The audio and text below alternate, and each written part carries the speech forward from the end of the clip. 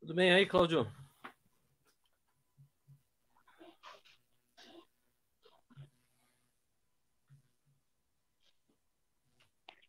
Eu estou sem retorno aqui da rádio, cara. É porque já é agora, né? Então vamos... Se a gente pode ficar conversando aqui, pode ser que esteja no ar.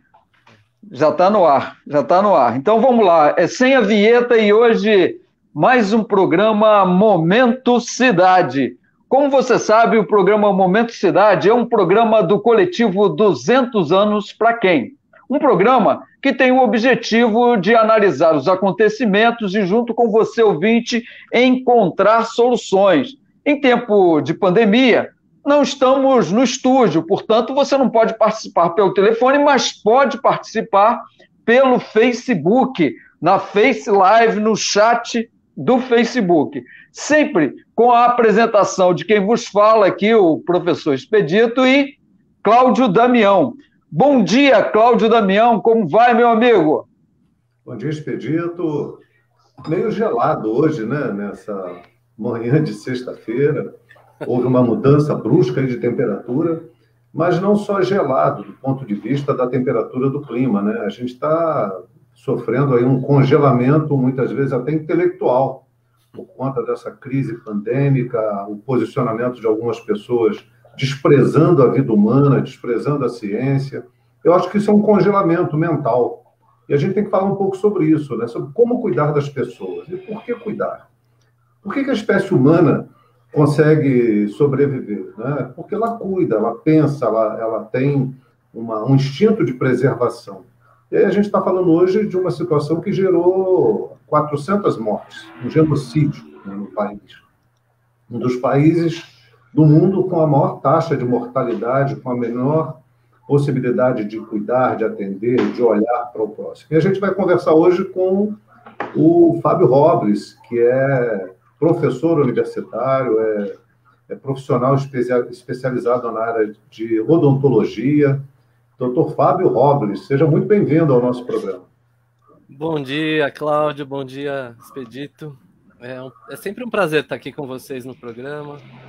Eu gosto muito quando a gente tem a oportunidade de conversar, não só nós três, mas abrir para os ouvintes, repercussão.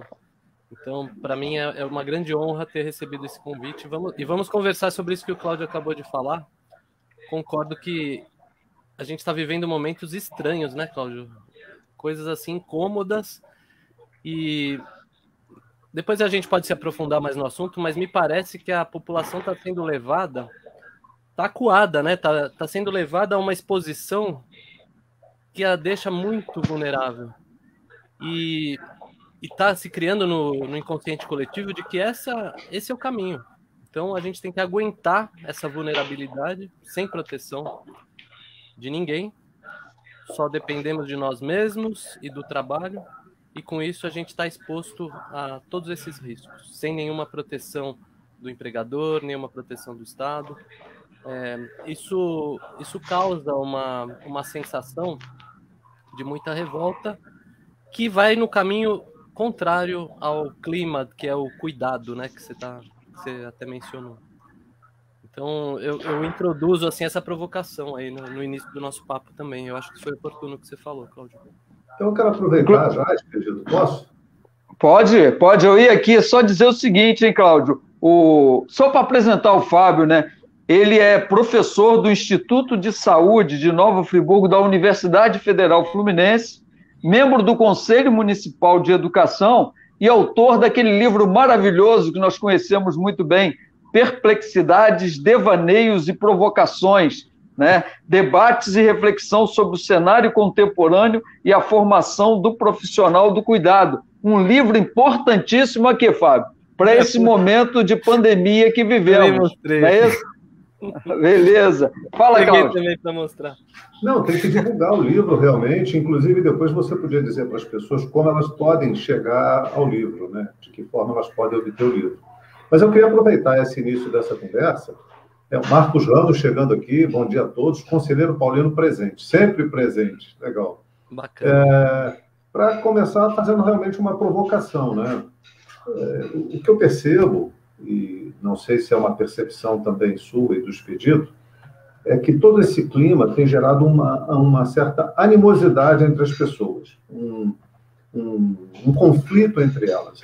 Porque o discurso oficial, diria assim, você tem que fazer a opção entre trabalhar ou ter salário, ou quer dizer, como se você fosse optar, ou você morre ou você trabalha. Então isso gera um conflito que, na verdade, é um falso conflito. Na verdade, o Estado teria que prover as pessoas para que ela não precisasse expor a si e à família e ao próximo ao risco de morte, de adoecimento, de ampliação do contágio, de criação de novas cepas de vírus, porque isso tudo está interrelacionado. Mas o que aconteceu, do meu ponto de vista, é que gerou-se uma animosidade entre as pessoas, fazendo uma divisão, e aí tem uma fala, né? Dividir para reinar, ou seja, você divide para dominar, você passa a controlar uma parcela do pensamento nacional de que, de fato, a economia é o fator mais importante, não a vida.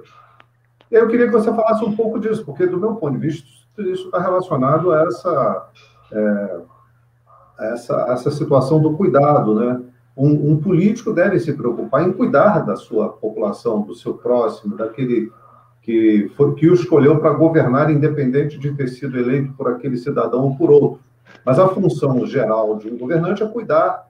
E aí, do ponto de vista político, há um descuidar, um descuido, né? Um descuido proposital. Eu queria começar essa nossa conversa fazendo também essa provocação inicial, sabe, Fábio?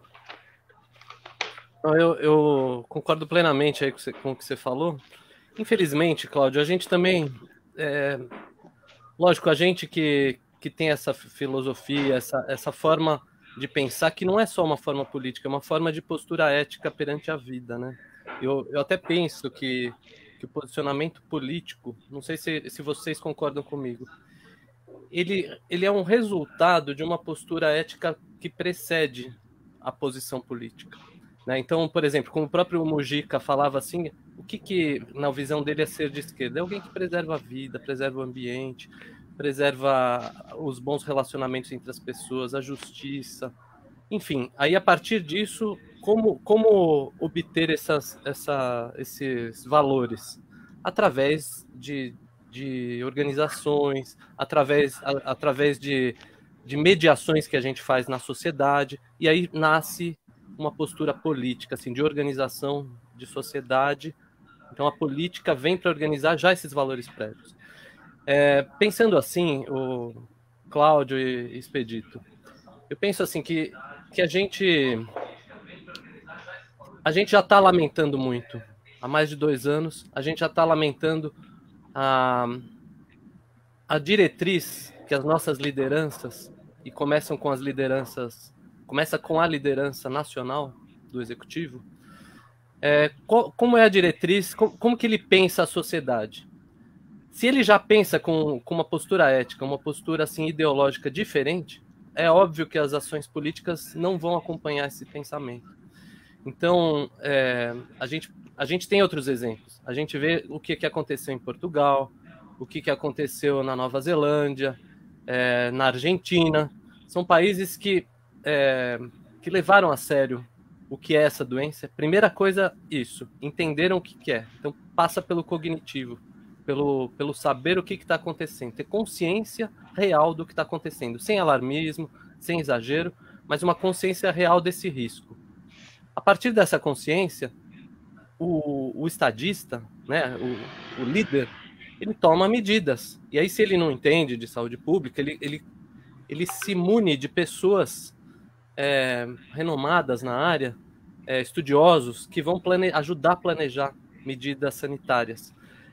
No caso do Brasil, parece que isso não foi tão pensado de forma politicamente, assim, de medidas políticas, e a gente tem reservas. A gente sabe que a gente tem o Brasil, apesar de ser um país de terceiro mundo, um país em desenvolvimento, se a gente for perguntar para os economistas que entendem da nossa economia, a gente tem muita reserva.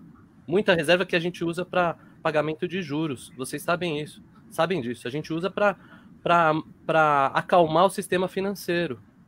Essas reservas, dependendo da prioridade que esse estadista vê, elas poderiam muito bem ser usadas sim para manter as pessoas em casa, para manter as pessoas sem trabalhar, para que elas não se expusessem e não ficassem vulneráveis.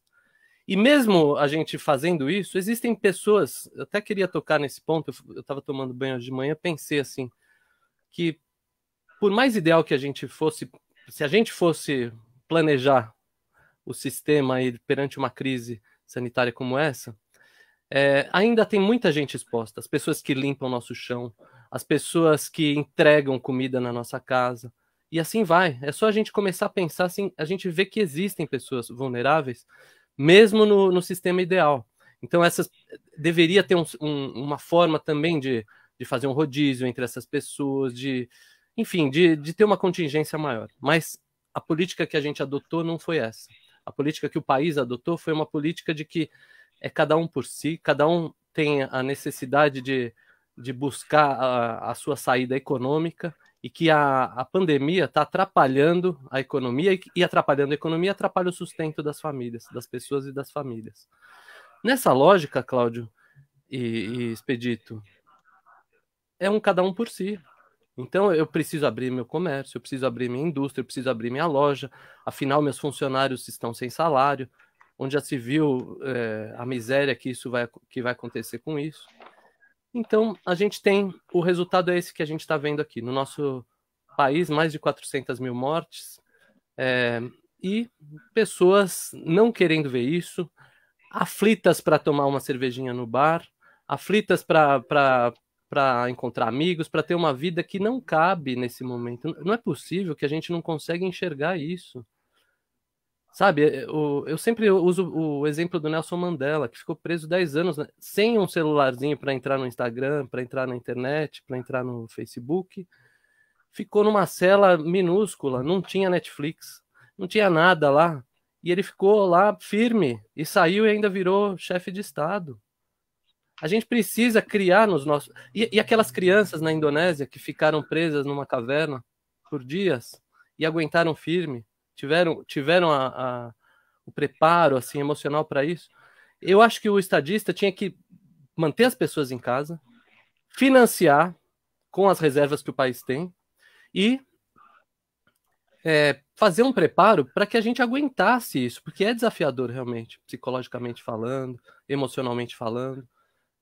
A gente vê os índices de depressão, de ansiedade, de suicídios, de violência doméstica tem aumentado. Mas o fato é que a gente está numa situação de crise, é como se fosse uma guerra. É como se a gente estivesse sendo bombardeado. Vê se o pessoal na Síria, quando tem aqueles conflitos, se eles ficam passeando. A gente não entendeu ainda a gravidade disso. Então precisamos entender e ter o apoio do Estado, o apoio dos empregadores para poder ficar em casa. Então, eu faço o resumo disso que o Cláudio falou, tanto da negação disso, a gente foi levado a achar que a única possibilidade é o trabalho individual para a gente manter os nossos empreendimentos e os salários dos nossos funcionários, quando isso deveria ter sido abarcado ou apoiado pelo Estado. E aí cria um desespero individualista. E o individualismo, numa situação dessa, vai contra a solidariedade, vai no caminho contrário. Aí eu tenho que defender quem? Minha família, a mim mesmo, meus amigos, meus núcleos, meus castelos, meus feudos. E com isso não cabe solidariedade, não cabe eu parar no sinal para um pedestre passar, não cabe na hora que eu estou virando, assim, fazendo uma conversão numa esquina, entender que a prioridade é do pedestre. Não, aí é cada um por si, eu preciso chegar antes em casa, o pedestre que espere, e a violência vai aumentando subliminarmente, e essa violência é a antítese do cuidado. Então, se a gente está desenvolvendo o tema do cuidado em tempos de pandemia, passa por aí. E eu creio que tem culpa, sim, os nossos dirigentes priorizarem e comemorarem o fato da gente ter a possibilidade de abrir o comércio, etc. Hoje mesmo eu estava vendo de manhã aqui, enquanto estava tomando café da manhã, a televisão aqui da Globo, do Inter TV. O pessoal achando uma maravilha que no dia 1º de maio, que é feriado, fizeram um acordo para abrir o comércio. Que maravilha que é isso. Vai servir a população, as pessoas podem trabalhar, temos liberdade. A gente entende como liberdade a liberdade desse trabalho, sendo que a nossa liberdade está sendo tolhida porque a gente está diante de uma doença que mata, e eu tenho certeza que, conforme a doença já tem aumentado tanto, cada um de nós conhece uma ou mais pessoas que ou contraiu Covid, ou morreu por Covid, ou está internado grave por Covid, ou passou um perrengue, passou um problema sério em casa e sobreviveu. Já está chegando perto, daqui a pouco é a gente, daqui a pouco é a nossa mãe, daqui a pouco é nosso filho que morre. E aí, quando eles morrem, que a gente vai entender isso. É uma pena isso acontecer. Desculpa. Não, Fábio, é perfeito, Fábio. Olha só, você já citou, mas esses números a gente tem que repetir, né? Mais de 400 mil mortos, mais de 14 milhões de infectados, e a gente se aproxima do período do inverno, em que essa situação pode se agravar, segundo infectologistas. Cláudio, eu estou sem retorno lá da rádio, mas segundo a Patrícia, quando a gente pedir a música, ela vai entrar normalmente. De repente, nós vamos ficar sem som, mas a música vai estar rolando no rádio. Tá legal? Eu vou pedir, posso pedir a primeira a ela e depois a gente continua esse papo? Fala, Cláudio. Só antes de você pedir a música, só aqui apresentar algumas manifestações aqui de pessoas que estão participando, né? Marcos Ramos, a Kissela Mussi, Elizabeth Ramos Esteves, Patrícia Piquet, Nicole. A Nicole estava sumida, olha aí. Ó. Legal, Nicole. Seja bem-vinda também. Marcos Ramos. O Marcos diz o seguinte, olha, muito bem colocado, Fábio. Quando ouço alguém falar que não consegue respirar por causa da máscara, eu respondo. Deve ser muito pior ficar entubado. Faz um teste, coloca um dedo na garganta por 1 minuto. Você vai ver que a máscara não atrapalha em nada. E só para salientar, você falou que o Mandela ficou 10 anos preso, né? O Mandela, na verdade, ficou quase 3 décadas preso. Então, é um exemplo de resistência. Nós não estamos em prisão, nós estamos em afastamento social. Temporário. Para contribuir para a sociedade. Involuntário, né? Ninguém está obrigando, é voluntário. Então, é uma questão também de tomada de consciência.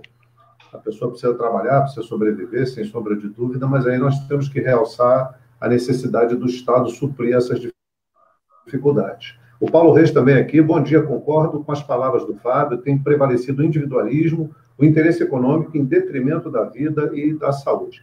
Bom, Expedito, antes da gente voltar para o Fábio, para ele falar sobre esse processo do cuidado, né, dessa noção humana, eu passo para você fazer o pedido da música e a gente retorna depois.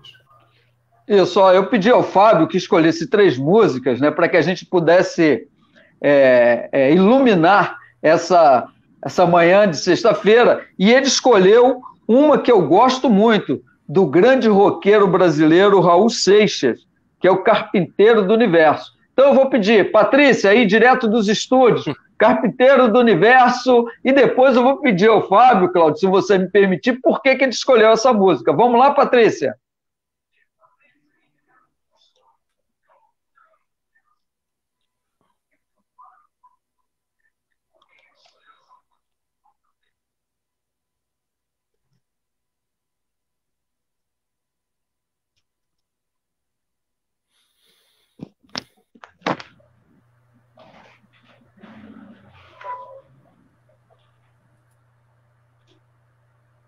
Bom, enquanto não entra a música, né, tem uma manifestação aqui da Nicole.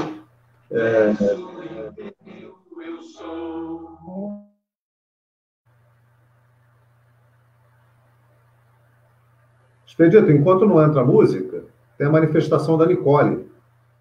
Vou fazer a leitura aqui rapidamente.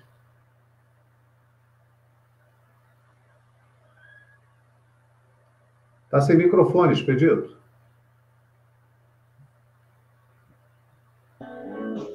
A música já está tocando, Cláudio. E quando a gente fala, interfere lá.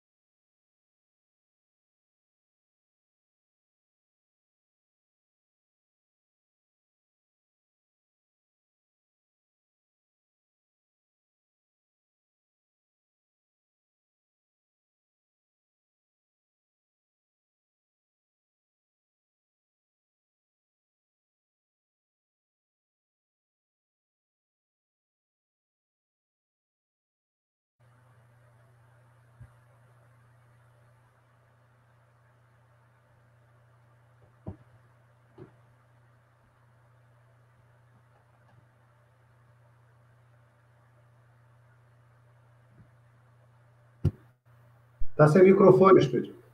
Voltamos aqui com o programa O Momento Cidade. Hoje a Patrícia Piquet está lá nos estúdios e a música entrou apenas pelo rádio. No Facebook ela não conseguiu entrar. Mas é um problema técnico nesse momento de pandemia, a gente está tentando acertar. Não só o programa Momento Cidade de hoje recebe o Fábio Robles e discute um tema importantíssimo, mas também nós temos participação, não é, Cláudio? Exatamente, a Nicole diz, o tal Brasil acima de todos até faz sentido pela lógica genocida. São 400 mil mortos sob nossos pés nesse momento. Triste demais. Aí tem alguns comentários aqui dos nossos ouvintes, dizendo que estava sem áudio, alguma falha na música. Parece que não está dando muito certo, em razão dessa dificuldade, né, do afastamento que a gente está em relação ao estúdio, para tocar música, e quem está na internet acompanhando fica também mudo aqui como a gente, né? Fica sem acesso. Então, tudo bem. Vamos tocar sem a música e se a gente conseguir corrigir isso, colocamos no ar, né? Vamos para mais uma pergunta aqui. O Fábio colocou uma coisa, Cláudio, que eu acho importante, que é o seguinte, né? Medidas que o governo poderia ter tomado nas 3 esferas, no sentido de possibilitar um funcionamento mais adequado da economia, não foram tomadas, não é isso? Eu percebo uma contradição fundamental entre esse discurso oficial, que prega o retorno a qualquer preço, né, para salvar uma pretensa economia, não levando em consideração, né, a preservação de vidas humanas, com a inoperância de tomar medidas que poderiam buscar com mais brevidade esse retorno, como a própria atuação do governo com relação às vacinas, ou com relação a ter atitudes mais duras, né, e mais firmes, melhor dizendo, com relação ao lockdown. Não é isso, Cláudio? E em Friburgo não é diferente. Eu diria que essa orientação, que na verdade desorienta, né? O governo federal deveria ter uma série de protocolos através do Ministério da Saúde. Tivemos aí vários ministros, né, que se desgastaram por ter uma posição que não combinava com o pensamento do presidente da República, e aí foi mudando. O que ficou mais tempo foi o Pazuello, que de estratégia não entendia nada, e tanto que vai responder lá na CPI, por conta desse descaso com a vida humana. Isso acaba repercutindo para os municípios, para os estados e municípios. E o presidente da República passa a culpar os governadores por tomarem atitudes e decisões de proteção à sua população. Não todos, né, mas pelo menos alguns tomaram essa atitude. Eu queria que o Fábio falasse um pouco sobre essa relação de cuidado, né? Há um conflito político estabelecido, mas do ponto de vista humano, o que nós, pessoas, indivíduos, podemos fazer com relação ao outro, com relação a nós, com relação à nossa família, vai saindo desse núcleo familiar, olhando para o universo humano, o que a gente pode fazer? De que forma a gente pode confrontar essa realidade nacional com a nossa atitude pessoal? Bom, em primeiro lugar, eu concordo aí com aquele ouvinte que falou da máscara, Marcos Ramos, que é o seguinte: eu acho que essa atitude começa com a gente respeitando o que você também falou, Cláudio, da ciência. Então, assim, se não é para sair tanto, eu vou sair o menos possível. Em primeiro lugar, isso. Quando eu sair, vou ficar longe das pessoas. E usar máscara. Então, só isso já é uma atitude de cuidado. Cuidar de si mesmo e cuidar da sociedade, cuidar do próximo. E, indo além disso, é claro assim, que existem, como eu falei, existem pessoas muito mais vulneráveis, mesmo quando sai na rua. Dependendo da faixa etária, dependendo da fragilidade assim, da saúde geral. E também as pessoas em situação de rua, pessoas que estão mais em contato com a possibilidade de contrair o vírus, né? Enfim, o cuidado, ele passa por esse pensamento assim, desse comportamento, o que eu vou fazer nessa situação. Já é uma atitude de cuidado. Quando a gente pensa assim tudo bem, e as pessoas que estão precisando de um apoio maior, como é que eu apoio elas? No ramo da saúde, da assistência, é claro que a gente precisa organizar o sistema, ter condições, prever futuros problemas que possam ter. Então, para isso, que se pensa em imunização para prevenção, que se pensa em testagem para a gente fazer um rastreamento das pessoas, com quem que ela teve contato, etc.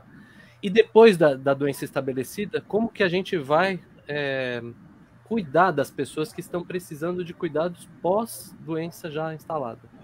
E como que o sistema está preparado para isso. Então são muitas coisas para serem pensadas, mas que tem que estar no radar de quem é o líder. Assim. Se a gente deixa assim, ao Deus dará, a coisa entra no colapso como está entrando, como já entrou. Né? E quando a gente fala de cuidado, até um gancho que o Expedito perguntou por que eu escolhi essa música. Não sei se, né, Expedito, se a música tocou direitinho assim, mas depois eu já explico por quê. Existe uma tendência da gente também, a gente que não contrai a doença, ou a gente que está razoavelmente bem, querer simplesmente ajudar na forma assistencialista de arrecadar alimentos. Não estou dizendo que isso não seja bom, mas assim, ou pagar para instituições, ou arrecadar alimentos.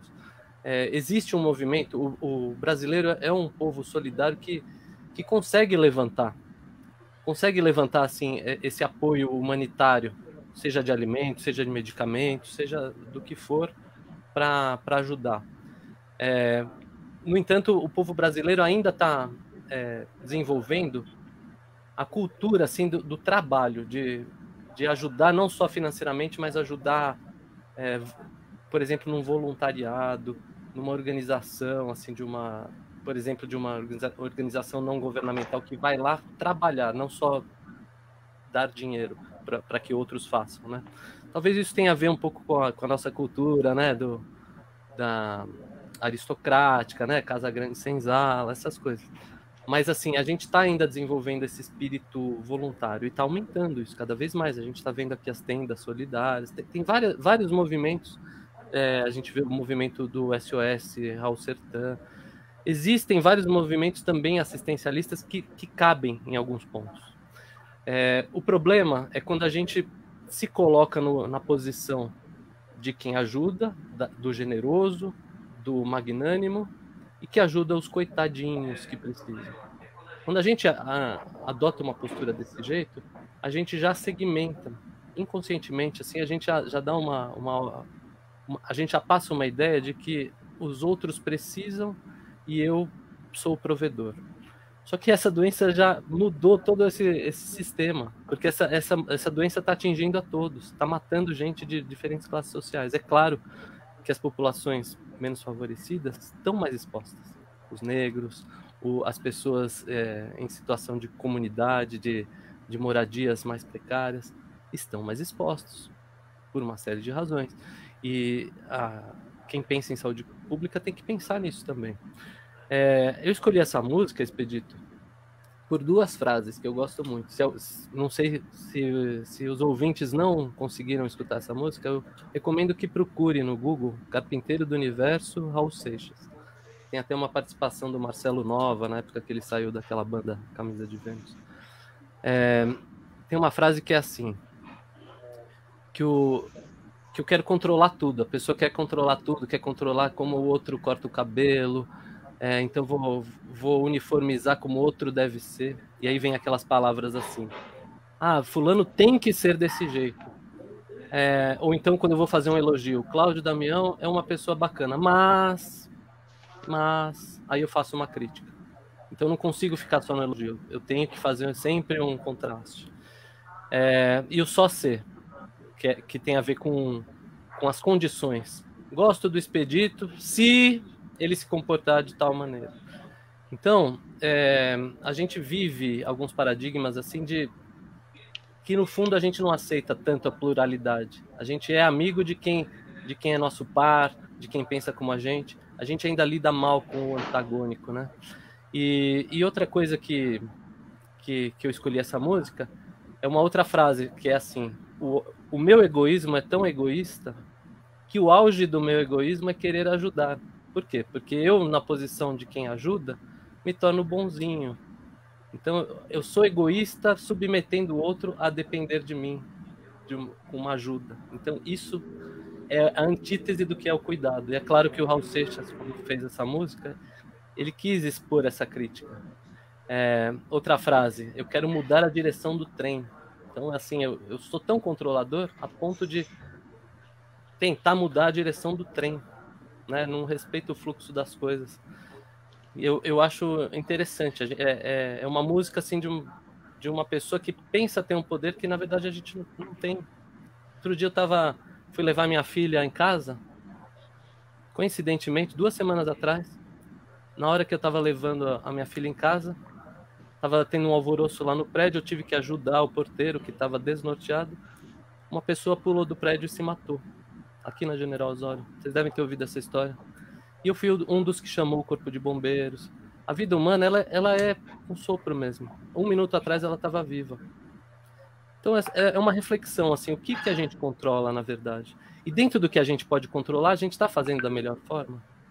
Então, essa música traz essas reflexões para mim. É isso. Fábio, aproveitar aqui para dar as boas-vindas a Marília Formiga, professora, militante da educação, uma brava companheira.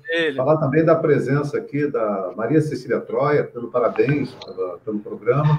E tem uma participação aqui de bastante longe, o Raimundo Souza.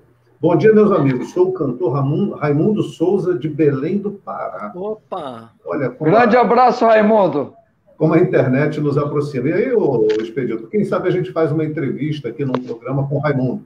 E depois ele fazer um contato com a gente aqui e trazê-lo um dia para uma entrevista aqui no programa em Nova Friburgo. Vamos tocar as músicas aqui do Raimundo de Belém do Pará. Raimundo Souza de Belém do Pará. Vocês lembrar que ela tem não sei se vocês lembram, tem um vegetal lá, que você come com peixe, que anestesia toda a mucosa.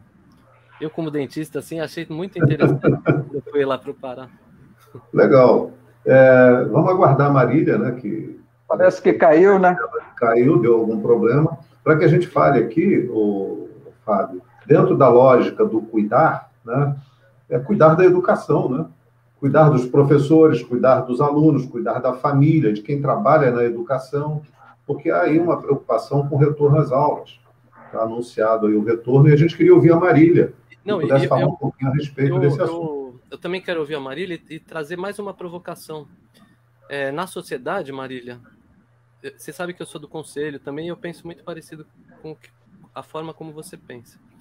Mas, assim, na sociedade eu ouço assim, poxa, que absurdo que as aulas não voltaram, porque está sobrecarregando os pais. Então, quero colocar meu filho logo na escola. Que absurdo, afinal é um serviço essencial. As pessoas falam isso. Então vamos ouvir a Marília, Fábio? Marília, muito bem-vinda ao programa Momento Cidade. Você já está virando uma figura como o Fábio, sempre presente, sempre trazendo informação, né, qualidade no conteúdo do programa. Bom dia, Marília. Bom dia, Expedito, bom dia, Cláudio, bom dia, Fábio, bom dia a todos e todas que estão nos assistindo. É um prazer estar aqui mais uma vez para tentar contribuir com um debate sempre que vocês trazem, né? Ontem, né, a gente foi surpreendido com mais um decreto da calada da noite sobre o retorno imediato às aulas. O mês de abril foi um mês com mais perdas de vida na nossa cidade, sistema de saúde colapsado, e o retorno assodado às aulas sem garantir para os trabalhadores de educação da vacina e também porque, assim, a gente fala do retorno e aí, de repente, alguém aparece e fala assim, olha, mas estão sendo tomadas providências. Mas a gente conhece a rede escolar que a gente tem, principalmente a rede municipal, que é a maior rede do município, e a gente sabe que, mesmo com todas as medidas, não existe essa segurança que está sendo colocada. E outra coisa, e não é só o local de trabalho, o acesso ao local de trabalho é um elemento fundamental. E a gente sabe que a gente tem um transporte público aqui no município com graves problemas. Então, a gente tem dois agravantes de aglomeração. A própria unidade escolar, e o outro, o acesso à unidade escolar. Então, essa é uma medida minimamente irresponsável e de não proteção à vida. Porque o que ocorre? Hoje, a gente escuta de uma maneira...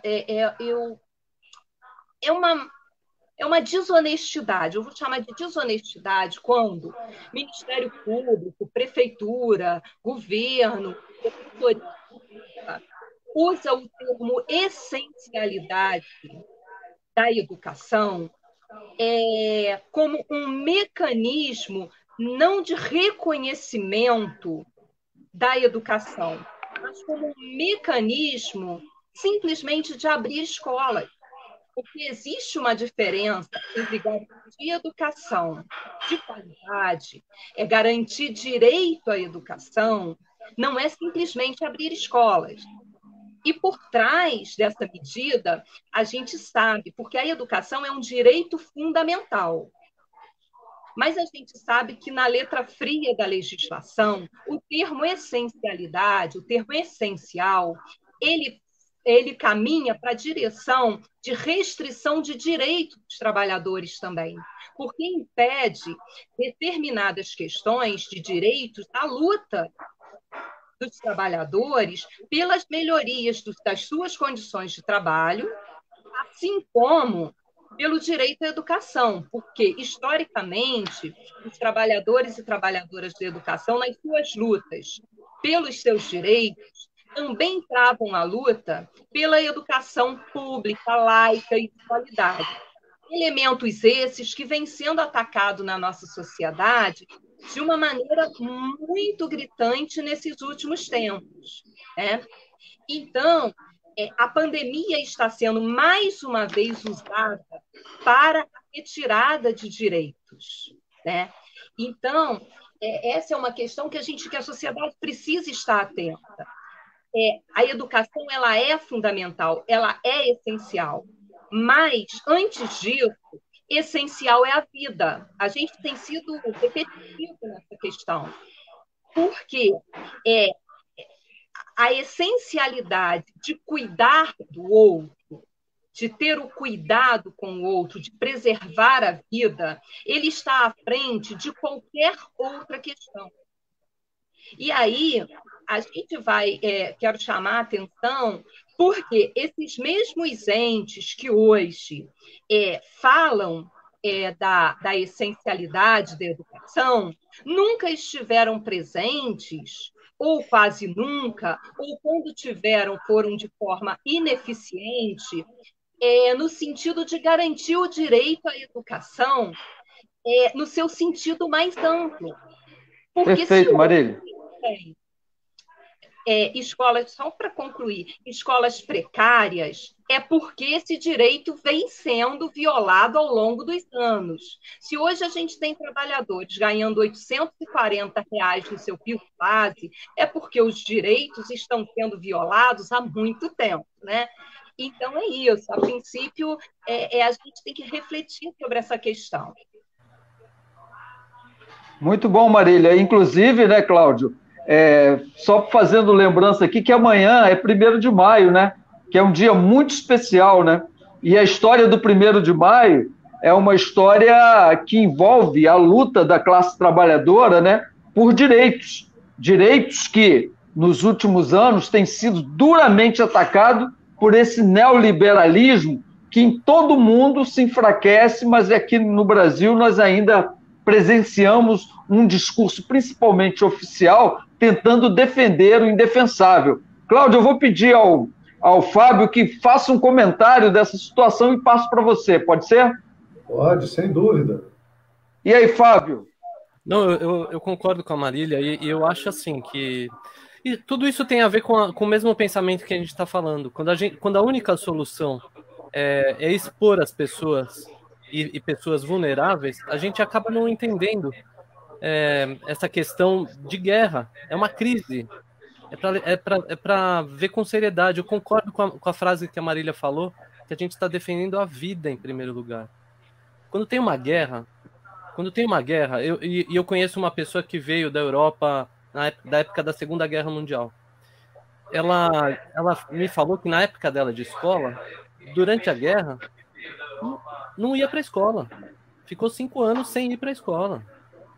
Depois retomou os estudos. E é uma pessoa normal hoje em dia. Normal, retomou as suas atividades. Houve perdas? Houve perdas. Porque teve uma guerra. A gente está numa situação de crise, vão ter perdas. A impressão que me dá é que a gente não quer ter perdas nenhuma. Então a gente quer o comércio funcionando, a gente quer as nossas crianças na escola, a gente quer um conforto, a gente quer ir no bar, a gente quer ir no restaurante, quer fazer festinha, sem perdas. Enquanto a gente não entender que vão haver perdas, perdemos mais. A gente perde vidas de pessoas que a gente ama, a gente perde essa solidariedade que a gente está falando. Então, assim, vão ter perdas. Quem é dono de escola vai ter perda. Os funcionários vão ter perdas. E sabe de quem é a culpa? Não é que o retorno não aconteceu. A culpa é que o governo não ressarciu, não deu o apoio para não haver tantas perdas em termos econômicos. Não deu o suporte para isso acontecer da maneira mais tranquila. Que a gente pudesse atravessar, inclusive, uma pandemia e uma quarentena de uma forma assim, mais rígida, talvez, para a gente poder agora estar desafogando, como está acontecendo em Portugal, por exemplo. Mas não, a gente estendeu ao máximo e por culpa dessa forma que foi estendido, a gente precisa estender mais, com mais perdas. Então, é assumir uma política que não foi tomada lá atrás. É assumir as consequências dessa política. Então, eu concordo plenamente com a Marília quando ela diz que a gente tem que proteger, em primeiro lugar, as crianças, em segundo lugar, os professores e funcionários, e a sociedade que convive com todo essa movimentação de pessoas pela cidade, pelo transporte público, etc., pelos sistemas de alimentação. Quando a gente pensa em retorno às aulas, não é só a escola que tem que ser vista, tem que ser vista toda essa logística para ir buscar, levar criança, quem que vai entrar em contato com quem, qual o meio de transporte que eles vão utilizar, como é que isso está sendo utilizado, onde eles vão comer com essa dinâmica nova. É claro que estar em casa gera transtornos, mas isso faz parte da perda e a gente tem que assumir, se render, sabe? Eu faço análise, eu faço terapia. A minha psicóloga, ela fala assim, não dá para ganhar sempre, a gente tem que se render em algumas situações. E a gente está diante de uma situação que, se a gente não se render, que faz parte do processo de entender o que está acontecendo. Se a gente finge que isso não está acontecendo, isso é ser negacionista. O negacionismo é isso. Então vai ter perdas, e a culpa é do governo que não supriu a compensação dessas perdas. Não é culpa de não ir para a escola e aí o meu funcionário vai ficar sem salário. A lógica é outra. Eu penso igual a Marília. Desculpa, Fábio, deixa eu só dar uma passada aqui, porque na Rádio Comunidade tem um seguinte lema: o ouvinte tem vez e voz. Como ele não pode falar diretamente, vem algumas mensagens aqui. Eu acho ótimo quando a sociedade participa assim, do nosso papo. A Delma Caldas mandou aqui, ó. Bom dia, meus amigos, e meu grande mestre, professor Expedito. Manda bom dia também para Marília. O Paulo Reis, importante a prioridade da vacina para o pessoal da educação, do transporte. 2 Barras e São Sebastião do Alto já estariam vacinando o pessoal da educação. A Nicole concorda com a Marília. E o Paulo Reis fala sobre a distinção entre reconhecimento e abrir escola. Observa-se, como disse anteriormente, a predominância do individualismo.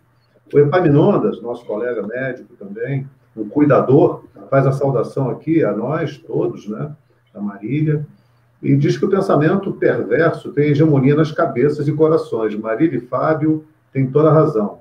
A Elizabeth, concordo com o Fábio, sua fala sobre a escola, a educação se recupera. Grandes projetos educacionais surgiram no pós-guerra. A Nicole também. Antes da pandemia, a gente ouviu muito incentivo do desgoverno pelo tal ensino em casa. Agora existe uma urgência inexplicável pelo retorno às salas de aula. O Epaminondas, está acontecendo uma atrocidade com os pacientes de Covid internados no Raul Sertã. Eles não podem ficar com celulares e nem podem se comunicar com os entes queridos. Ontem a gente recebeu essa denúncia. O Epaminondas traz aqui, é um fato que precisa ser visto, né, acompanhado. E se um paciente não está na UTI, ele tem todo o direito de se comunicar com a família, já que não é possível entrar para visita, né, permanente. Então, acho que o direito ao celular é uma garantia de que ele vai estar se comunicando com a família, e o hospital não tem o direito, do meu ponto de vista, também do Epaminondas, né, de eliminar essa comunicação entre os familiares, até porque isso traz um alento para o paciente. Eu queria falar aqui muito rapidamente também, Marília, essa volta estabelecida por um decreto no calar da noite, ela contraria o diálogo, né? Eu participei por 10 anos do Conselho Municipal de Educação, e ali é um fórum de debate, de discussão, com participação de diversos setores da sociedade, para decidir. O Conselho é deliberativo, então tem que, no mínimo, ouvir o Conselho Municipal de Educação. E me chama a atenção o fato da gente estar no pior momento. Quando nós estávamos lá atrás, que não tinha tantas mortes, é verdade que as UTIs estão sempre permanentemente cheias, mas não tinha tantas mortes como a gente está agora batendo.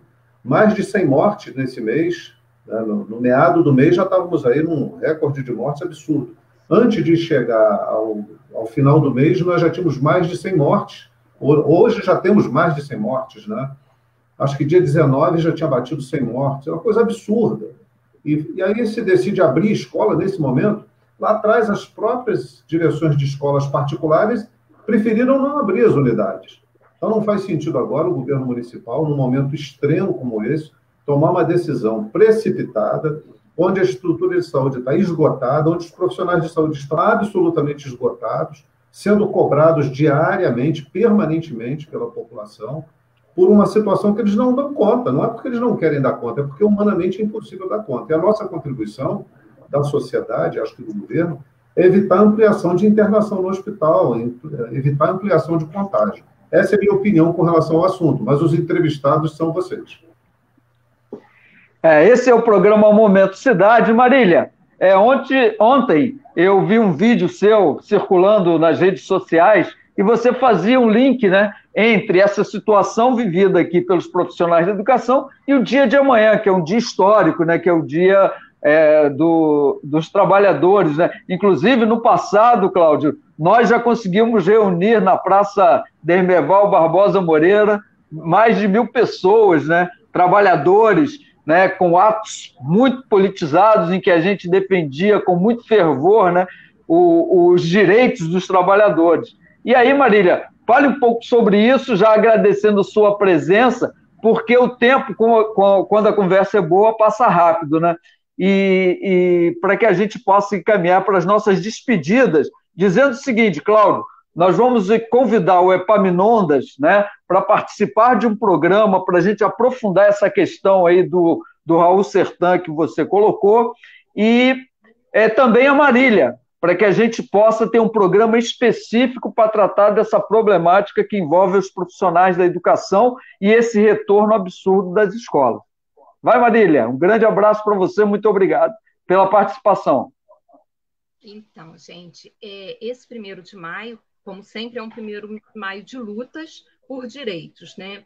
E no escopo do direito, esse ano, a gente tem a luta pela vacina já para todos e todas, né? Porque a gente sabe que a epidemia está avançando e está causando muitos danos pela ineficiência do poder público em garantir a vacina, a luta por direitos, por salários, e esse ano a gente tem também uma questão, devido à retirada de direitos fundamentais, a gente está com o 1º de maio solidário também com as tendas que estão ocorrendo em várias comunidades para fazer essa denúncia, porque além da solidariedade, do atendimento a um direito básico da população, a denúncia da violência que a população está sofrendo com essas retiradas de direito. E hoje à noite quero convidar todos e todas para a live do Fórum Sindical e Popular às 19 horas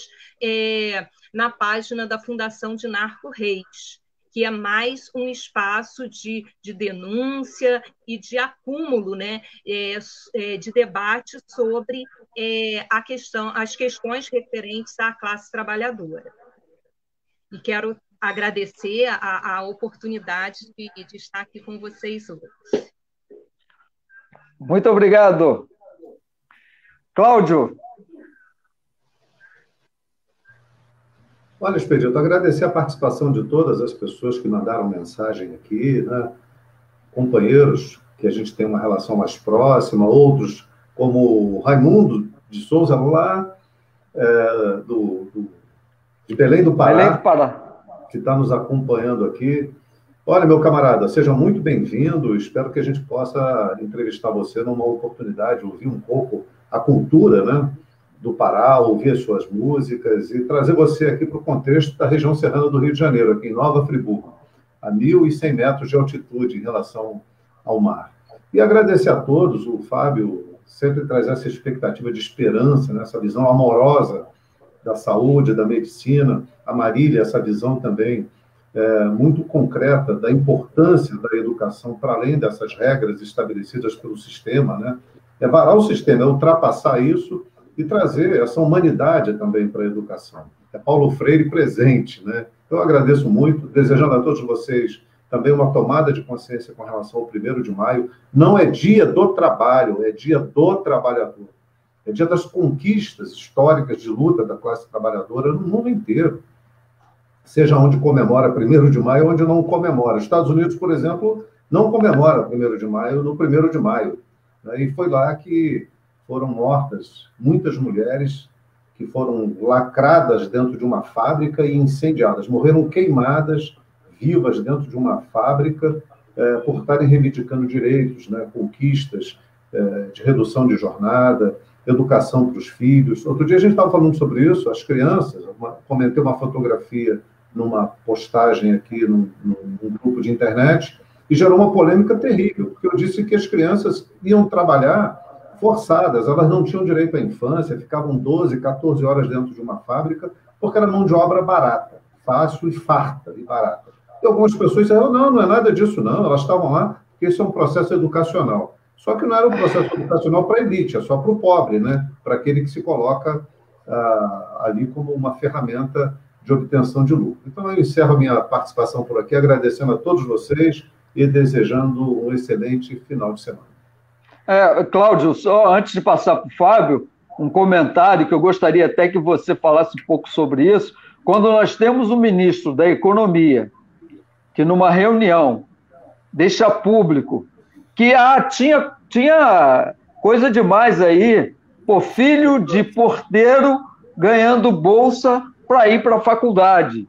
Essa é a mentalidade que orienta essa elite do atraso, no caso do Brasil, né? E isso que você disse aí tem tudo a ver com essa luta, né, secular da classe trabalhadora, desde o capitalismo.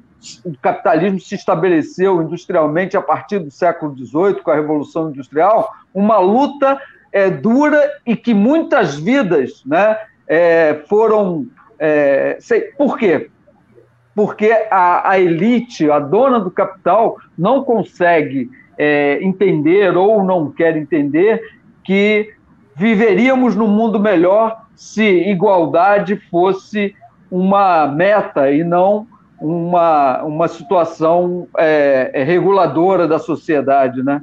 Então é isso. Quando nós temos um ministro da Economia que pensa dessa forma, nós chegamos à seguinte situação: o autoritarismo do presidente é para viabilizar essa atrocidade neoliberal do ministro da Economia.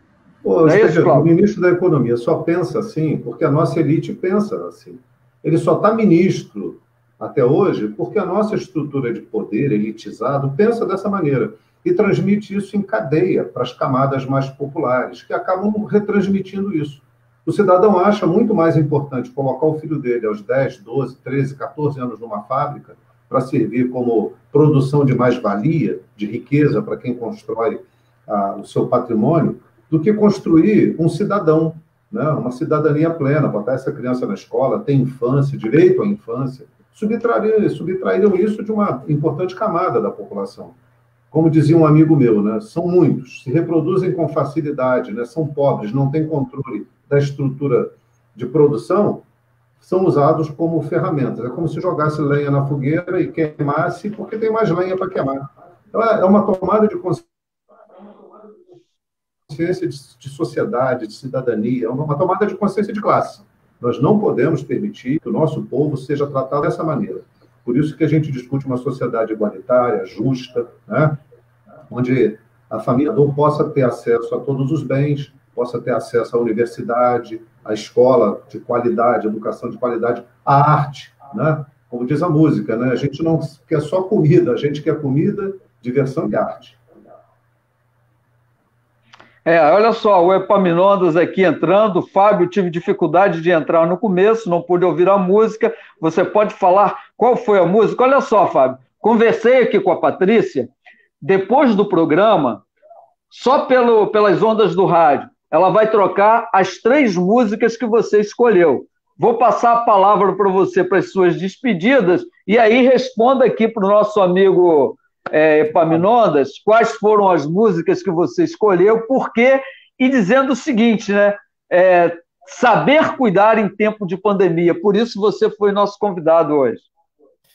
Bom, eu não podia deixar de falar uma coisa que é, assim, quando a gente trata desse tema e trata de cidadania e essa questão que vocês falaram de consciência, de reivindicar, de consciência de classe, consciência dessa luta que existe, que é muito importante assim na política e no nosso posicionamento, que essa luta seja suave, como é a Marília, por exemplo. A Marília, eu aprendo com ela pelo próprio tom de voz dela.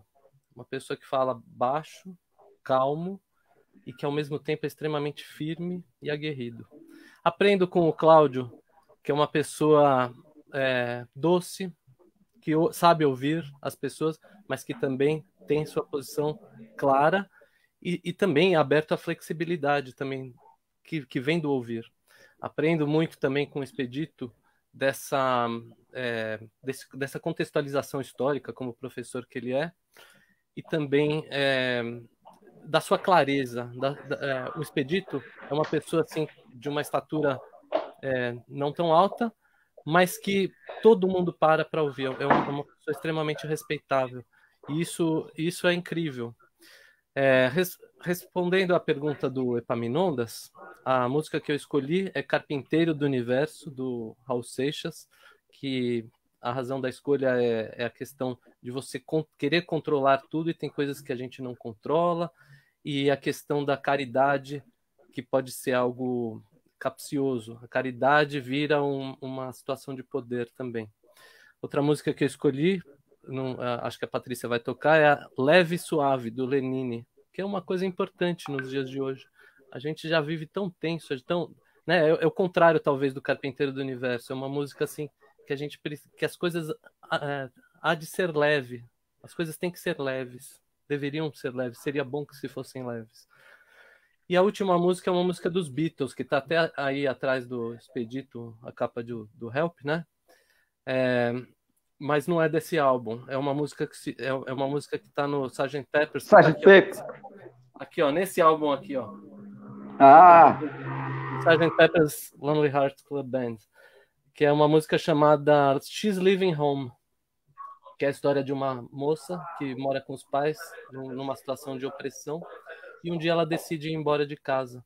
E os pais ela deixa uma carta, e os pais não se conformam. Por que ela foi embora tão de casa?